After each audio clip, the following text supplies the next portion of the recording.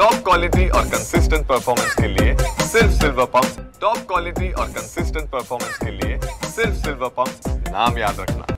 Dengue हा गंभीर स्वरूपाचा आजार आहे आणि हा आजार वेगवेगळ्या स्टेपमध्ये कशा प्रकारे होतो आणि कोणत्या वयोगटाला हा जास्त इफेक्ट करू शकतो या संदर्भाचा एक अभ्यास जो आहे तो अभ्यास करण्यात आलेला आहे। डॉक्टर शिंदे यांनी हा अभ्यास करून त्यात निष्कर्ष काढलेला आहे की 18 ते 30 वयोगटातील जे तरुण आहे किंवा जे व्यक्ती आहे त्यांना याचा परिणाम मोठ्या प्रमाणात होऊ शकतो।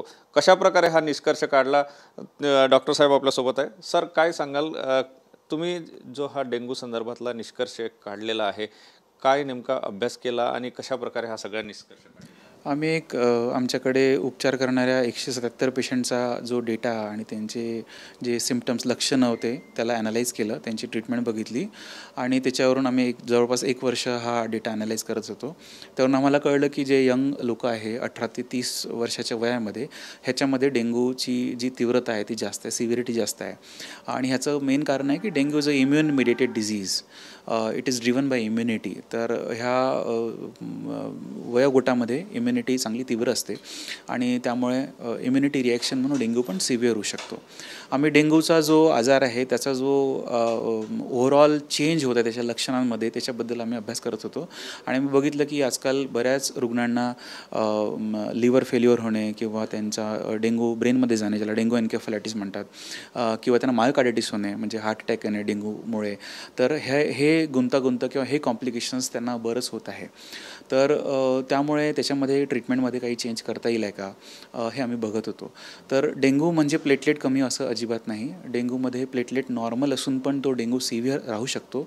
त्यामुळे डेंग्यूची ट्रीटमेंट पूर्ण प्लेटलेटच्या आजूबाजूला करणे बरोबर नाही आणि बऱ्याचदा डेंग्यू तो कुणाला सिव्हिअर होईल आणि कुणाला सिव्हिअर होणार नाही हे कळत नाही। तर त्यासाठी आम्ही एक अँटीबॉडी इंडेक्स रेशो केला, ज्याच्यामुळे आम्ही प्रेडिक्ट करू शकतो की एक कुठल्या रुग्णाला डेंग्यू सिव्हिअर होईल।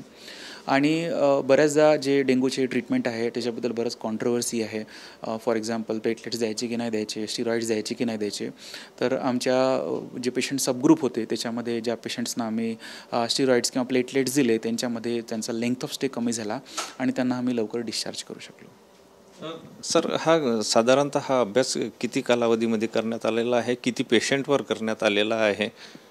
आम्ही जवळपास 200 पेशंट्सचा अभ्यास केला। जवळपास 1 वर्षाच्या कालावधीमध्ये आम्ही त्यांना फॉलो केलं आणि त्यांचा डेटा पूर्ण ॲनालाइज केला।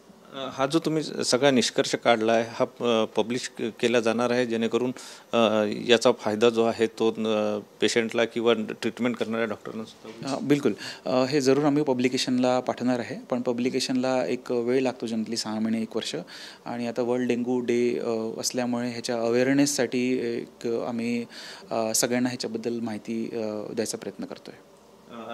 नक्कीच, तर अशा प्रकारे हा निष्कर्ष काढलेला आहे। 177 रुग्णांवर उपचार करण्यात आले, त्यांच्यावर सगळं परीक्षण करण्यात आलं आणि त्यानंतर हा निष्कर्ष निघाला की 18 ते 30 वर्ष वयोगटातील लोकांना गंभीर स्वरूपाचा डेंग्यूचा आजार जो आहे तो इफेक्टिव्ह होऊ शकतो।